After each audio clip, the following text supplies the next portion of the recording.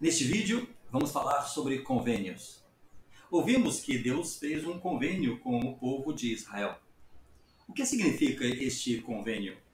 E por que Israel?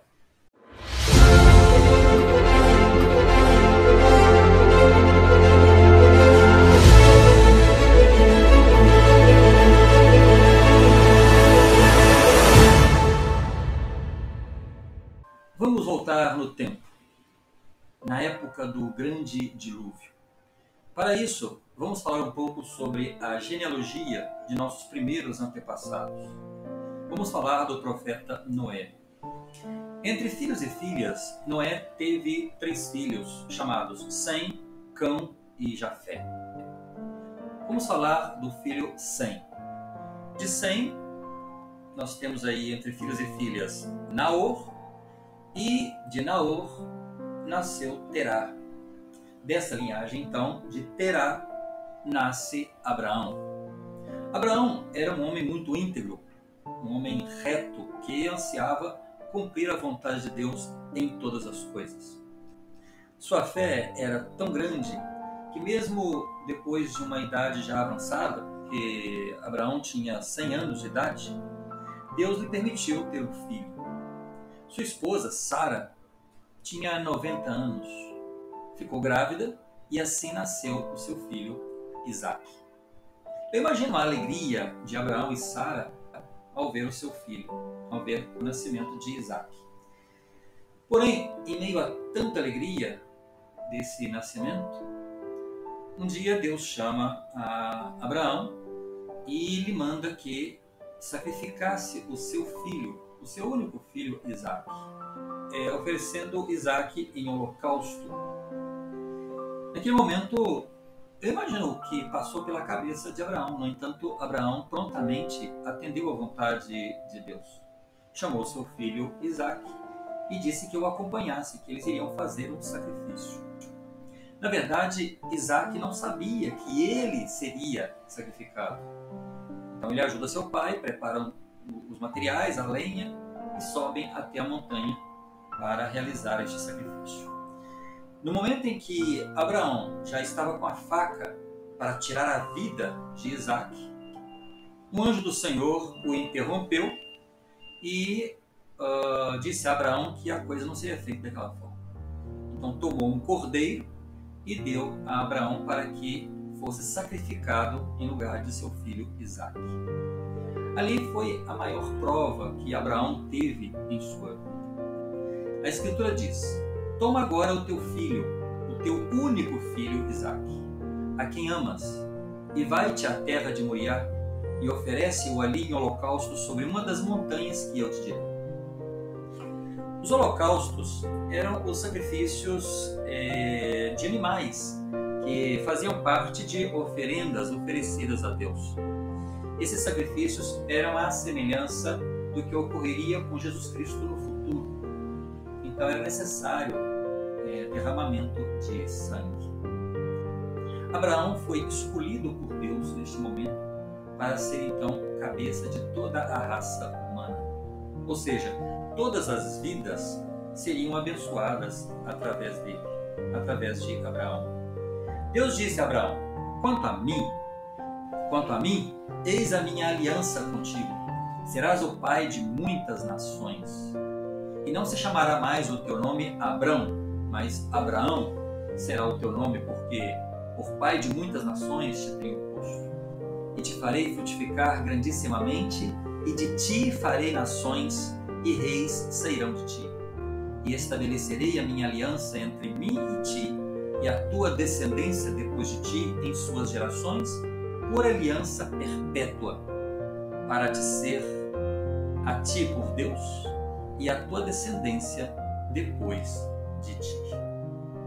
Então, nós entendemos que a partir daí, Deus faria este convênio perpétuo com Abraão. Mas por quê? Deus foi o Criador de toda a terra. E como Criador, a sua obra e a sua glória, ela concretizaria ao conceder a todo ser humano a imortalidade e a vida eterna. Isso era a obra de Deus. Esse ensinamento seria transmitido a toda a posteridade de Adão e Eva, a todos os descendentes, de geração em geração, a todos os que nascessem sob sua descendência. O princípio e o ensinamento da imortalidade e da vida eterna. Porém, mais que isso, todos os habitantes da terra seriam abençoados através de Abraão, ou por uma linhagem direta, ou por adoção. A adoção, ela ocorre quando alguém aceita seguir os princípios e práticas ensinados por Deus. Isso ocorre, por exemplo, quando uma pessoa se converte ao Evangelho de Jesus Cristo.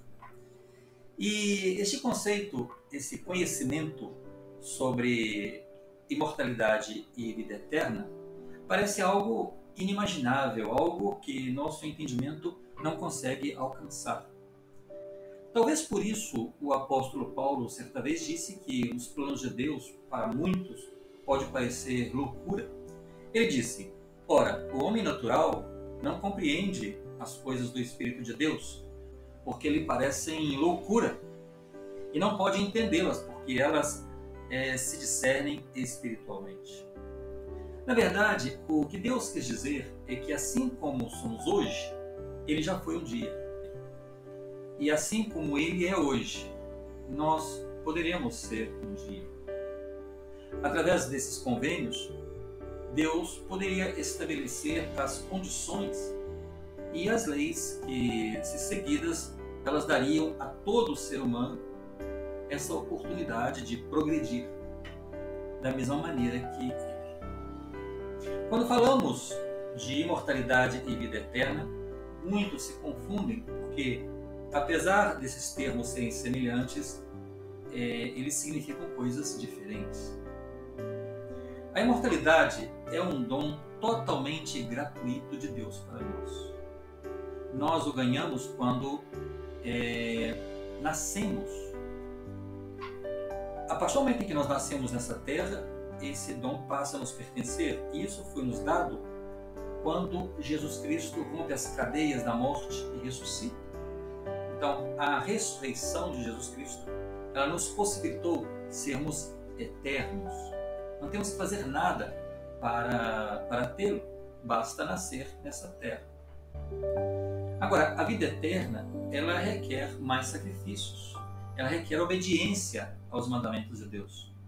A vida eterna nós alcançamos a partir do momento em que nós nos preparamos para um dia sermos como Ele, um dia sermos exaltados e vivermos em Sua presença. Os convênios, eles nos proporcionam os meios necessários para conquistar esse direito, para sermos semelhantes ao Altíssimo, mas a partir do momento em que nós guardemos os seus mandamentos. O apóstolo Paulo, ele disse a Timóteo: combati o bom combate, acabei a carreira, guardei a fé. Desde agora a coroa da justiça me está guardada, a qual o Senhor, justo juiz, me dará naquele dia. E não somente a mim, mas também a todos os que amarem a sua vida. Por isso, a liberdade é um grande dom que Deus nos deu. O nosso livre-arbítrio, ele nos dá esse direito, nos outorga esse direito do controle de nossas vidas, de nosso próprio destino. Não podemos imaginar nunca e nem atribuir a outra pessoa as consequências das coisas que nós fazemos nessa vida. E isso é a liberdade, é o dom de Deus, é o livre-arbítrio que Ele nos concedeu desde antes de nascermos nessa terra. E as Escrituras dizem: e agora, meus amados irmãos, lembrai-vos de que os que perecem, perecem por culpa própria, e todos os que praticam iniquidades o fazem contra si mesmos, pois eis que sois livres, tendes permissão para agir por vós mesmos, porque eis que Deus vos deu o conhecimento e vos fez livres. Deus criou esta terra como um novo lar, onde todos nós teríamos o segundo estado, ou seja, uma segunda oportunidade, agora como físico, né? Porque antes éramos espíritos, então agora como físico, uma oportunidade de conhecer a vida através deste estado físico. e com novos desafios, porque agora seríamos espírito e físico. E assim poderíamos mostrar-nos merecedores das eternas bênçãos reservadas para cada um de nós. Nosso crescimento, ele é eterno. E aqui, nessa fase que nós estamos vivendo, nós aprenderíamos então como usar o espírito e o físico. Essa terra seria então o grande campo de provas, onde todos nós seríamos testados em tudo e o tempo todo. Se seríamos capazes de fazer todas as coisas que Deus nos mandasse fazer. Muitas vezes nós temos uma reação contrária a essa vida porque nós não entendemos este princípio. E é exatamente por isso que muitas pessoas se revoltam, porque não sabem que um dos grandes propósitos, se não o principal de estar aqui nessa terra, é exercermos a fé, que é acreditar naquelas coisas que existem, apesar de nós não as vermos. Então nós estamos aqui e temos que exercer a nossa fé, o nosso conhecimento, ou a nossa esperança de que as coisas acontecem para o nosso benefício. E Deus quis assim. Porque se nós tivéssemos todo o conhecimento, não seria necessário fazer, nós já saberíamos tudo. Mas quando nós provamos a nossa fé, então nós fazemos as coisas acontecerem. Quando nós começamos a acreditar que as coisas são possíveis, que elas podem acontecer, então elas acontecem. E esse talvez seria o maior desafio para nós. Sermos vencedores, ou seja, vencermos a nós mesmos, as nossas fraquezas, as nossas debilidades. Não podemos esquecer que o objetivo da criação dessa terra é tornar todos os seres humanos celestiais. A vontade de Deus é essa. É que um dia nós possamos ser como Ele é. As Escrituras falam isso, né? Somos deuses. E Ele fala, somos deuses, mas como homens nós cairemos. A própria terra, que é um ser vivo, ela cumpriria o propósito de sua criação. Por isso, ela foi totalmente imersa na época do dilúvio. Ela foi batizada durante o grande dilúvio, quando toda ela foi coberta por água. Isso porque fazia parte do grande plano de nosso Pai Celestial torná-la celestializada, para um dia ser a morada de futuros seres celestiais. A Terra não é o único planeta que foi criado. A Terra, quando pensamos em mundo, a Terra não é o único mundo. Existem milhões e milhões de outros mundos criados.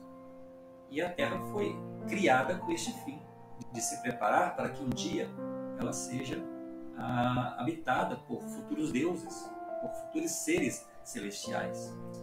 Jesus Cristo disse: bem-aventurados os pobres de espírito, porque deles é o reino dos céus. Bem-aventurados os que choram, porque eles serão consolados. Bem-aventurados os mansos, porque eles herdarão a terra. Os pobres e mansos herdarão a terra celestializada. Portanto, é necessário que a terra seja santificada de toda a iniquidade, a fim de ser preparada para a glória celestial. Pois após ter cumprido o propósito de sua criação, será coroada com glória, sim, com a presença de Deus, o Pai. Quando houve o dilúvio, a terra ela já foi expurgada, ela já foi limpa da iniquidade da época. E agora, depois de tantos e tantos anos, ela está próxima a ser limpa outra vez. Isso à semelhança do que ocorre com o nosso batismo. Somos batizados nas águas e depois recebemos o Espírito. A terra passará por essa fase também. Primeiro ela foi imersa nas águas e agora, no futuro, quando ocorrer a segunda vinda de Cristo, então ela será outra vez santificada, já se preparando para ser celestializada. Por isso, existem convênios e ordenanças, porque assim o Senhor nos ajuda a guardar certos princípios que são ensinados no Evangelho. E quem ensinou esses princípios? O próprio Jesus Cristo. Ele mesmo usava de símbolos e sinais, convênios, ordenanças. Ele falava por parábolas, ele fazia comparações com elementos em que o povo pudesse entender. Quando um princípio é ensinado com simbolismos, há mais facilidade de que as pessoas entendam o princípio. Fazer um convênio com Deus, nosso Pai, e cumpri-lo é a chave. E esta chave nos conduzirá à sua presença novamente. Um convênio é um acordo que nós fazemos, que nós estabelecemos com uma ou mais pessoas. Neste caso, o nosso convênio é com o nosso Pai Celestial, de que nós cumpriremos nossa parte do acordo. E Ele, por outro lado, assume sua obrigação diante do cumprimento desse acordo. E Ele diz: eu, Senhor, estou obrigado quando fazeis o que eu digo, mas quando não fazeis, não tendes promessa nenhuma de mim. Por isso Deus fez um convênio com Abraão, porque a partir desse momento, então, a partir de Abraão, todas as famílias da terra, todos os seres humanos fossem abençoados. E o grande plano elaborado de crescimento e evolução do ser humano, imortalidade, vida eterna do ser humano, então, que esse plano ele pudesse ser cumprido. Esse pacto ele é perpétuo, como as Escrituras disseram. Como Deus disse a Abraão, ele havia sido escolhido como o grande líder,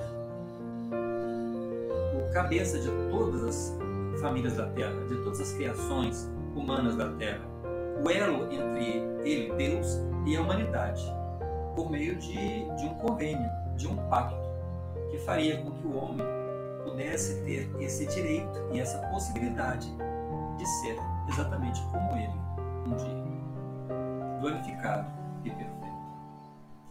Espero que você tenha gostado, e se gostou, dá o seu like e pode colocar aí as suas dúvidas, as suas perguntas, alguma coisa que não ficou muito clara, que eu teria o máximo prazer em responder. Compartilhe esse vídeo para que outras pessoas possam conhecer esses mesmos princípios. E voltamos. Até o próximo vídeo.